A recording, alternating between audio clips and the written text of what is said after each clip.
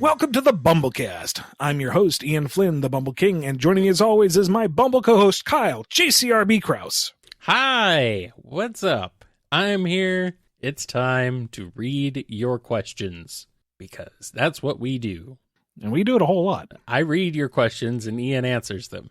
That's what I sometimes read them. People ask you questions sometimes. It's rare, though. It is. Yeah. It is. Yeah. That's fine, though. I'm not a good question answerer, so it works out. These questions all come from our patrons over at patreon.com/BumbleKast, Ko-fi.com/BumbleKast, and our YouTube members. Yes, they do, except for the one that comes from me that we're starting the week off with. Oh, we're having some fun today. Are we really starting with Kyle's question corner?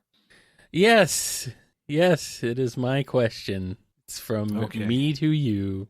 Here we go. Here we go. Will Surgeon Kit affect Sonic and Tails' growth as characters and move them forward in any way? Strong rivals can help a character realize their weaknesses and overcome them, so I'm curious if Surgeon Kit will ever pose that kind of threat to the heroes they share biodata with, since they haven't really done so yet. On the one hand, I'm not going to spoil what the future of the comic's going to be. Right. Kyle. I'm not expecting you to. So, no, I'm not going to tell you what we're planning to do in the next 1, 2, 3, whatever years. No. Okay. I'm not expecting you to outright spoil it. And 2, don't get too expectant on such a thing like that, because as has been established for the past 30 years, these are licensed characters. They have to be recognizable to the brand. Right. There's only so much growth that they can exhibit. Right. Okay. Here's a question from Wolfsbane.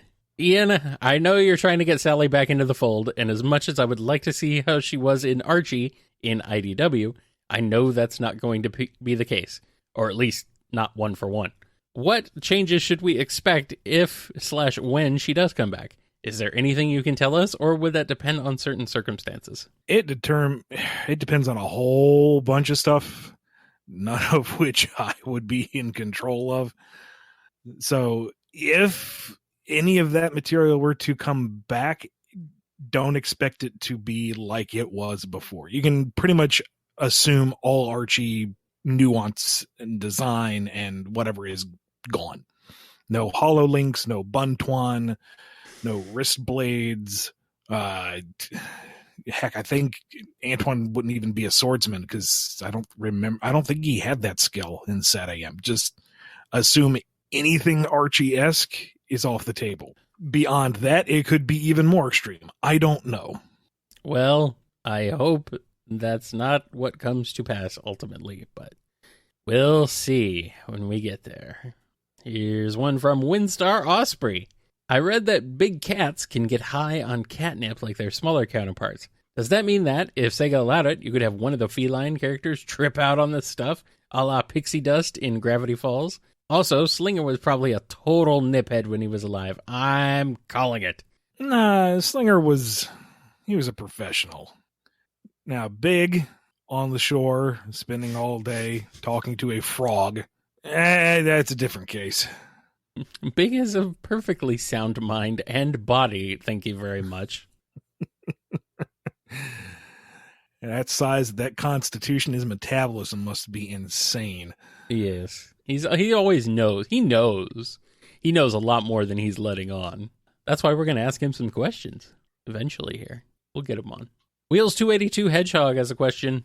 I'm currently making several Sonic fan stories, most notably of the bunch a Sonic stop motion, and I am planning on using Archie pre-Super Genesis Wave canon as a base, but I'm debating on adapting post-reboot and IDW characters and several OCs as extra supporting casts/background characters. While I obviously don't count on professionals to take their time watching my amateur stop motion that isn't yet guaranteed to happen, I am curious. What characters do you think would be interesting or beneficial to use, and what characters would you, Ian and Kyle, like to see in this type of medium? Number one, this is your project, man, and if you're going to do something as monumental as stop motion, I don't have any opinion to weigh on this. You do you, man. Like, I have seen some really impressive stop motion animation done with people's collections of high grade figures and custom models and whatnot, and it's just staggering what you can do with the patience. Absolutely. For characters, I'd say, I don't know, play to the strengths of the art form. Like, I don't know, someone like Dr. Fenitivus, whose whole thing is about moving through three-dimensional space on a 2D plane. You could have a lot of fun with the stop motion on that. Also could be very tricky to stage, so maybe I'm setting you up for the fall. I don't know. Stuff that would be... See, I don't know a ton about the ins and outs of stop motion. I just kind of have a outside perspective. I've seen like a Ray Harryhausen, the making of special. So I don't know if someone like Tangle, who has a extending piece, would be harder or easier to use in this regard. Could you cheat that? Like take a picture of a section of tail and just copy it? I don't know. Like, whatever you're trying to do with this, pick the characters that are going to play to its strengths, and you're doing it, man. You know what your project and limitations are better than I am. Now I'm imagining like a clay version of Tangle with an extending tail. It just stretches way, keeps going. That's very funny. Yeah, I mean, I don't know if you could pull that off, but I would like to see that. That would be fun. So, but yeah, I'm kind of in Ian's boat. My knowledge of stop motion is like very limited, so I'm just impressed that you're even considering doing it. It's not an easy feat, so good luck, and I'm looking forward to seeing the final product. And not only doing stop motion, but he's doing custom designs as well. So that's building the rigs to begin with. Right. Yeah. Yeah, that's crazy. Very impressive. All right, here's a question from T-Ranger. At the end of Worlds Unite, the characters on both sides remember each other by name, and since we know in Mega Man number 38, when Xander goes through time, Worlds Collide is still destined to happen in the Mega Man comic after at least Mega Man 10. Wouldn't this cause some sort of time paradox when the Mega Man who lived through Worlds Unite reaches Worlds Collide? Or at the very least cause it to go in a different direction? Would it be theoretically possible for the reboot of Sonic to be prevented if Mega Man stopped Eggman?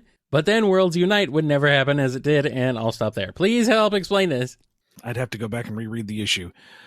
I think the implication for them remembering the names at the end of Unite was just to streamline the third crossover that was already being talked about and considered at the time.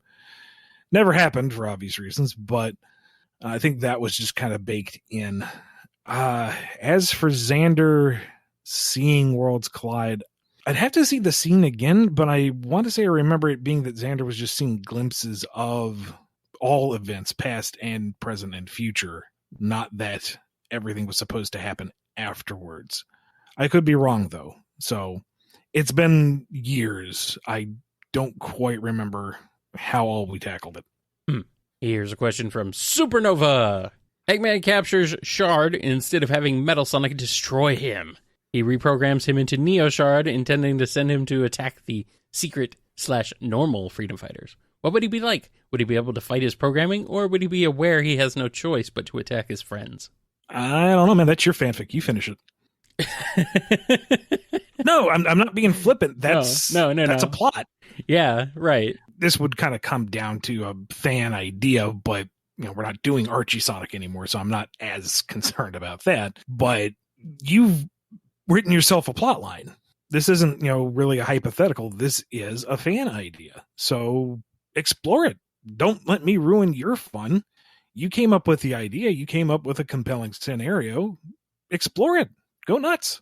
Yeah, write it. See what happens. Here's a question from Steph Cube. What problems arise when working for a team that speaks a different language than yours, like a Sonic team? Would your work with them be easier if they spoke the same language? And just out of curiosity, would you guys like to learn another language? There is a bit of a language barrier, sure, but there's also translators involved. So it's not an insurmountable hurdle. And I would greatly like to learn multiple languages. I'm just inept at it. Like it's sad. It's like pouring water onto a duck, it rolls straight off. My brain being the duck in this scenario. Yeah, learning a language is hard. I mean, I learned one, and I kind of was like, okay, that's enough for me. And even then, it's debatable on if I've really well and truly learned the one. I mean, you guys have listened to this show, you know. Are you saying your grasp of the human language? Good Lord. What about your grasp of the human language? You know what? I'm not even going to complete the joke. I fell face first into that, and I'm just going to lie there. I am going to just own that. You want wit? Too bad. Not today. Nope. This is not the day for wittiness. This is the day for Sky to have their question answered. What's the glowing star-like object that flies from the Titanic Monarch in the normal and true ending cutscenes in Sonic Mania? I noticed that there's a similar glowing object that not only breaks, but glows and flies off from the egg capsules in Sonic 4, Episode 1 and 2. And when you press the button to free the animals at the end of all the boss acts. Are these related? I went back and looked this up, and they're right. I would have assumed that the stream of light coming out of Titanic Monarch was Sonic and the Phantom Ruby being beamed across dimensions, but it's in both endings. So it can't be that, because Sonic is present in the normal ending. Maybe it's supposed to be Eggman fleeing? I don't know. I really don't know. As for the star sparkle that pops out of the egg prisons, I have no idea what that is. Like, I was like, I don't remember that. Are you sure that's a thing? And yeah, it's a thing. You hit the button, the animals pop out, a little starburst goes, woo, and I have no idea what it is. Huh. I don't think it counts for points. I don't think it has anything to do with the story. I have no idea what it is. Fascinating. I don't know either. I know there's like an explosion in the Genesis games when you push that button. Like just a little, because the lock explodes off of it or whatever when Sonic hits it. Yeah, that's about it. But this is like a dedicated star sparkle. Huh. Strange. It trails little particle effects. It's a dedicated thing. I just don't know what it is. Ooh. Foreshadowing? I don't know. Maybe we'll find out one day. But that'll be after we take a quick break and then come back with more BumbleKast.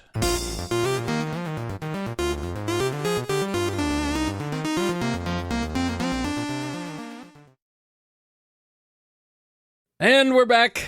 And we got a question here from Scurvy Private Hog. Just for the sake of pure hilarity, what would a Sonic/Back to the Future crossover be like? Team up between Biff and Eggman, Silver finally getting to drive the DeLorean. Would this be Kyle's dream come true?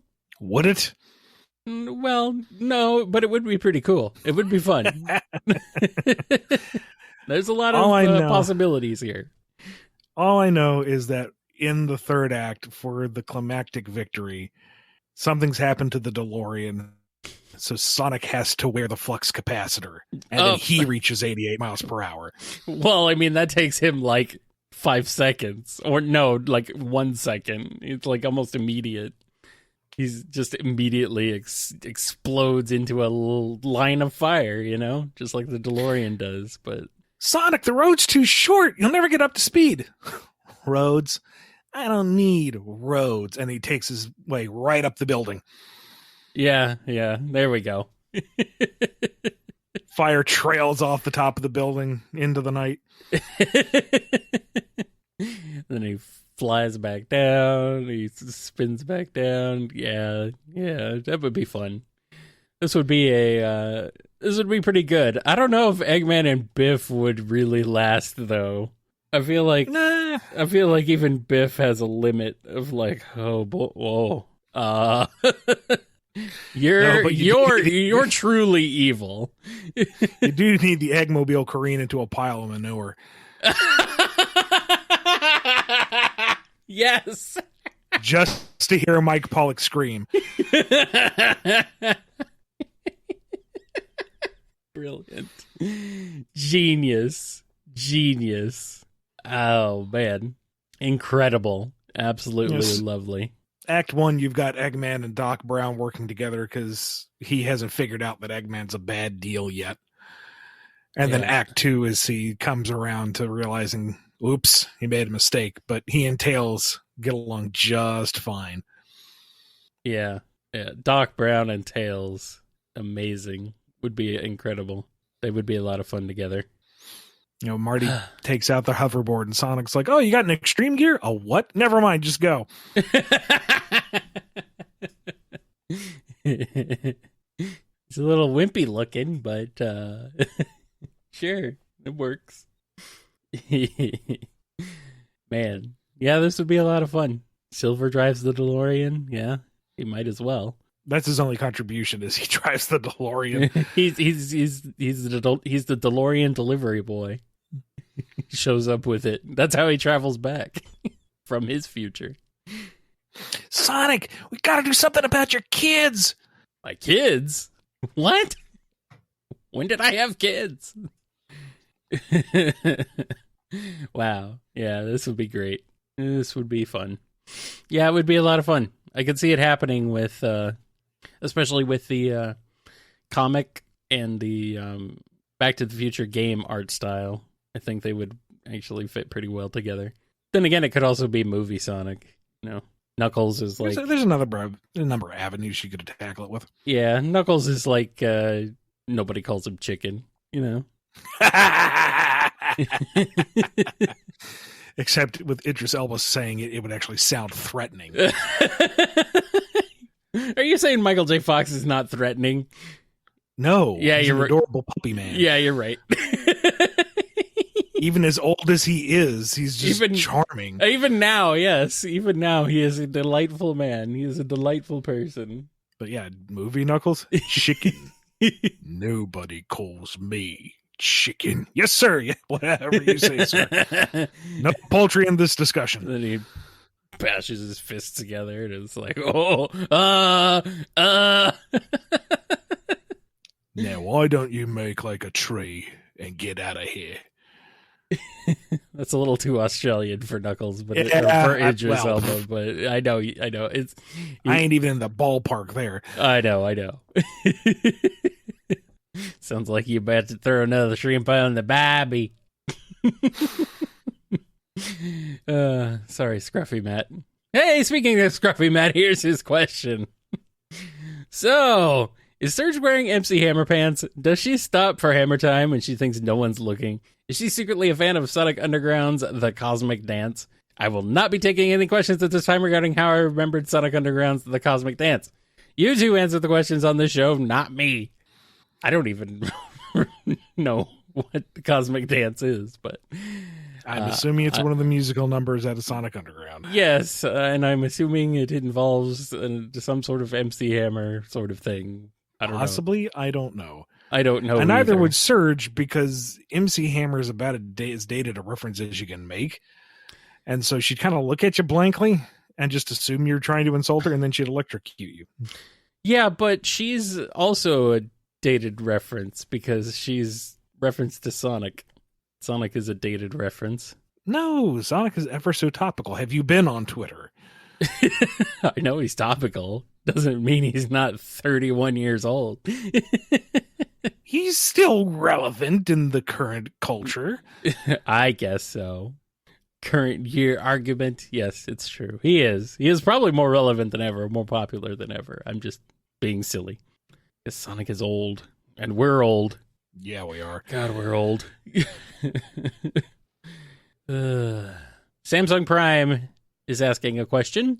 In issue 178, within the Archie comics, Sonic says, I know you're his real family, but he grew up with me. Heck, the kid worships me. He'll get over it.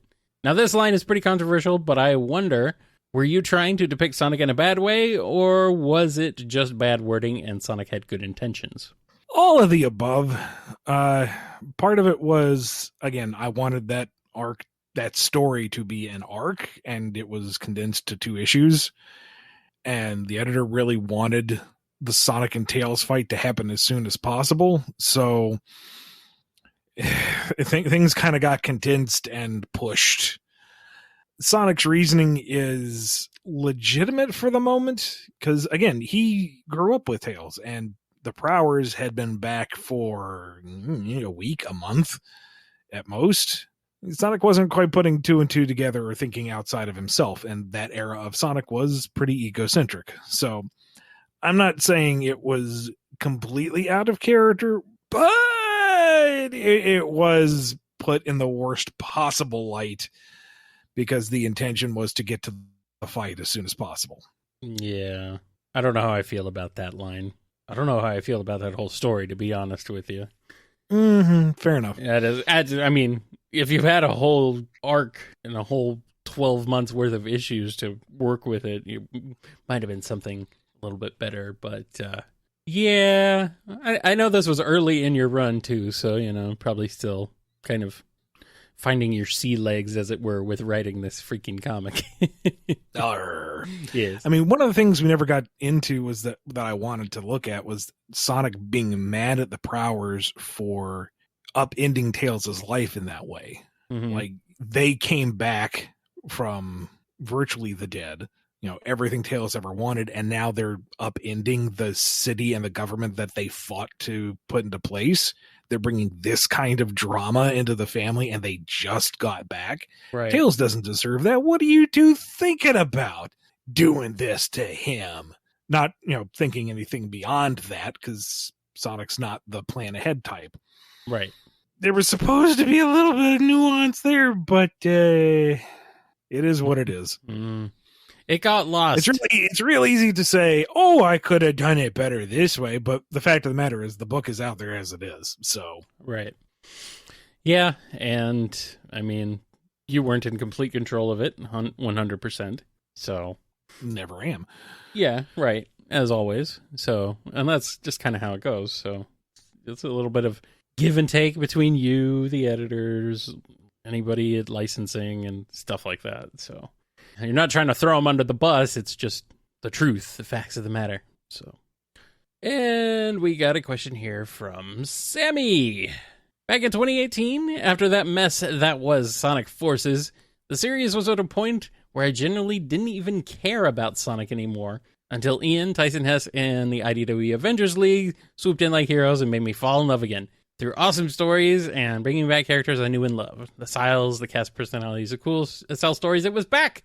But there's one thing that feels off. Amy. Amy was always hot-headed and had a mad love for Sonic. Where did that go? She just suddenly lost her insane crush, and she rarely gets angry anymore like in the past. I was curious if there was a reason why she lost these traits, because it was honestly what made me love her so much and made me laugh. And without it, she feels too plain, and that makes me sad. It's the current direction SEGA wants for the character. What you enjoyed, I feel like a lot of folks didn't. They didn't see something funny and entertaining. They saw the unfortunate stereotype of the love-sick, hormonal, overly emotional woman. And with Amy being like the principal female character, that's a bad look. So right now, I think what we're seeing is kind of a hard pendulum swing in the other direction, which does make her a little plain Jane. Not going to argue that. But I think when it comes down to is Amy is a very caring person and that she devotes herself to the happiness and well-being of others. And hopefully we'll see more of that and the limitations of her patience as things go on. Yeah. I think that old Amy's still hiding in there. Just hasn't had a chance to come out yet. And we got a question here from Sam Cybercat. I was wondering if you guys had any thoughts about whether some of the characters who weren't in SA2 would cause Chow to become a hero or Dark Chow would raise them. While most of them are probably fairly obvious, are there any unexpected answers? Like how Bark is a villain, but just got in with a bad crowd. Or how Belle is made by Eggman, but has a heart of gold. I think the general personalities would shine through. Like Bark would, raise a hero Chow. Yeah, probably. He's a decent enough guy. He would raise that. And Belle, she may be Eggman tech, but she has never exhibited anything but positive intentions. So it does beg the question if a robot can raise a Chow, because we haven't seen any inorganics. But I mean, she's got the will. What more do you want? Yeah, sure. I'm calling it. Bell makes a hero chow. Yeah, probably would. Frankly, what I would love to see if there was some kind of new iteration on the chow is that if you could, focus with a particular character, get that character chow. Just imagine a little Bell chow with little braids, maybe a slight wood pattern to the skin. Little bark chow, put a tiny little scarf on him. That's super adorable. I know. Fans with art skills, I think you know what you need to do. But to your question, I don't think there would be any surprises because the morality of the characters are pretty cut and dry. You got your heroic characters and you got your not, and that's the kind of chow they make. I like it. Here's a question from Pizza Person. Would you ever give Silver a friend, rival, or villain in his future since Blaze was separated from him and you believe Eggman Nega is dead? Alternatively, if he has no job or family in the future, why not have him stay in the past since all his friends are there? You need to go read the 2022 annual right now. Do it. I dare you. And look forward to next year's books. Knowing smile. Here's a question from Banana Cat. Ian, if you were to do another fighting tournament akin to the Champions arc, but on a slightly larger scale for IDW Sonic, which characters would you want to use for it? Are there any particular matchups you'd be really excited to write? I worry about a larger arc kind of burning you out, but that's kind of any tournament arc. The longer it goes, the less staying power it has. You really would have to build it right with the right matchups and some through line so that it's engaging start to finish, because if it went too long, it'd become a snore, and I don't think that's avoidable. Matchups, I want to see Tangle fight somebody, anybody. It would be great fighting Sonic, fighting Knuckles, fighting Whisper, fighting Tails, fighting Metal Sonic, fighting anybody really. I can imagine her just in the middle of a ring, like, fight me, somebody, fight me, anybody. I feel like that's something that has kind of fallen by the wayside. Is she's meant to be a scrapper. She's meant to get in there and mix it up. Right. So I want to see her get in there and mix it up. Yeah. Yes, I would like to see it. Yes. I don't know how would you have a fight with Whisper though? Although Tangle versus Whisper could be interesting. I mean, they're not going to pull their punches out of respect. No. I mean, Whisper may not want to initially do so because she doesn't want to hurt her friends, but Tangle wants to scrap. Damn it. It's a fighting tournament. Fight me. And so she would eventually honor her wishes. She wouldn't be going for a kill shot, obvious, but personally, I want to see her blue block hammer against Amy's Pico Pico. Yeah, that would be cool. Would it be... I mean, how would you do... Whisper would be... I guess she has fighting skills, right? Outside of just being a sniper. Yeah, so, okay. I guess that would make sense then. I'm just trying to think of, how do you do a sniper battle between a mostly melee combatant? And you would have Tangle move in quick from all the projectiles and then force a close encounter. Right. That's true. And you don't really see Whisper use that a lot because, one, that's not her gimmick, and two, you don't see a lot of close counter fighting in Sonic. It's all about leaping and dashing and soaring through the air and whatnot. True. It's a good point. All right, and our last question for today comes to us courtesy of Ben Dolce. Were Surge and Kid's cybernetics made with Eggman's resources, or were they 100% Starline's? Starline seem to have the habit of stealing everything, including resources, from Eggman. His resources in that, the raw components, like the base metal, maybe, but the endoskeletons were 100% Starline's design.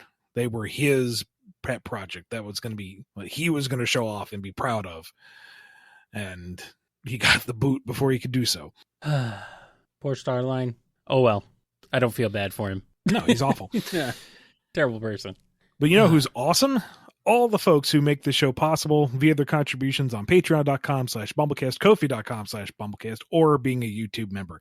Big thank you to Daniel H., Alex P., James K., John B., Jennifer R., Robotnik Holmes, Samuel P., Sam Cybercat, Torchbound, Mike B., Dave M., Coupling Crew 128, Salute Your Cat, Andrew D., J. Frost, Duas Dizdin, Hero of Light 13, Professor Scruffy Matt, Ryan D., Chris A., Sony, Noni, John M., Jib, Don B., Yami M., Lee H.K., Lisa M., Fiona M., Chevelle, Invade Turbo Tunis, Ben W., Sonic, Keeper of Monsters, Axis, Tick Tick, Scurvy Pirate Hog, Xander Only the Painter, Final Neil, Jonathan just really likes Princess Sally, The Name is X, Justin S., Solaris Stain, Nemric, Godzilla, Arc Fighter, Daddler the Dalek, Chaos Universe, Sonic Legacy, Ava Arctic, Potato Cat, Dove, Quaggle Gaggle, Professor Rye, Red the Super Namek, Nondle, Cameron H., Chad, Les, Jennifer H., Sapphire Scarletta, Alphamon or Yukon, Joshua S., Omega Watch, Finest Cacophony, Preston M., Starlight Sec, Jolene B., Sonic 84, Noah S., Alex G.S., Kajiro Highland, Dapper Shink, Supersonic Fan, Just a Mountain Soul, Awesome Caster, Radry, Chase L., Ty H., Callum Q., Twilord, Red Wolf, Nebius,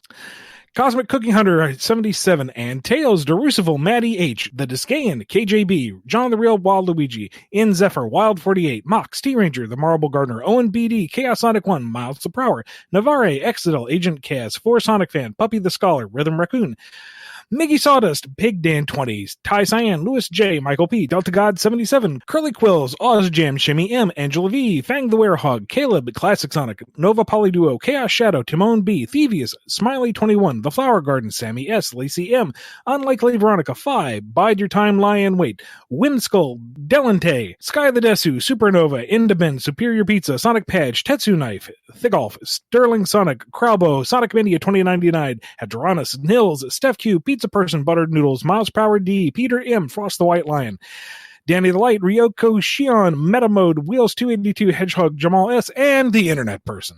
All those people are super awesome and amazing and incredible people who deserve everything good.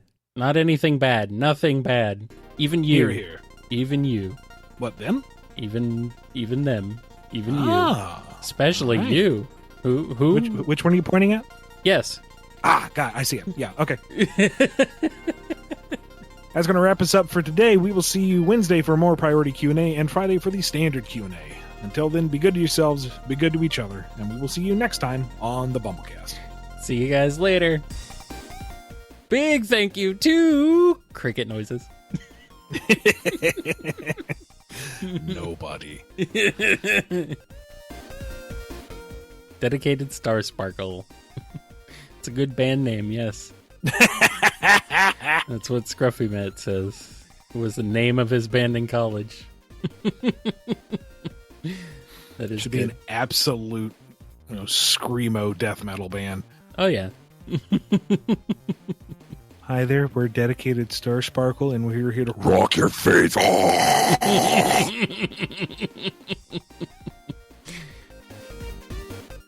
So, I bit my tongue. Oh. Yeah, yes. Cosmic. That threw me off. Curly Q. Curly Q's. I knew I would do that.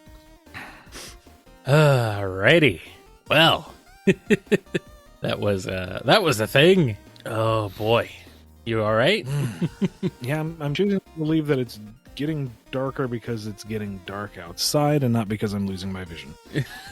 Well, I don't know. It's 6 p.m. over there, so it might be starting to get dark. I hope it's starting to get dark.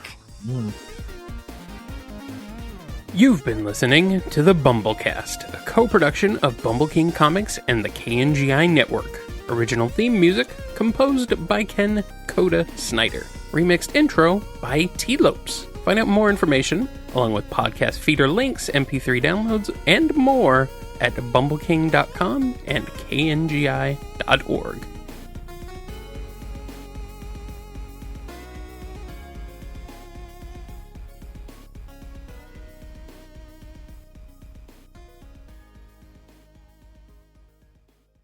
I did have one from Kofi. Was the internet person? You probably already. Well, you're the one who sends them in from Kofi anyway on the form. So yeah, you probably already took care of it. There, so okay.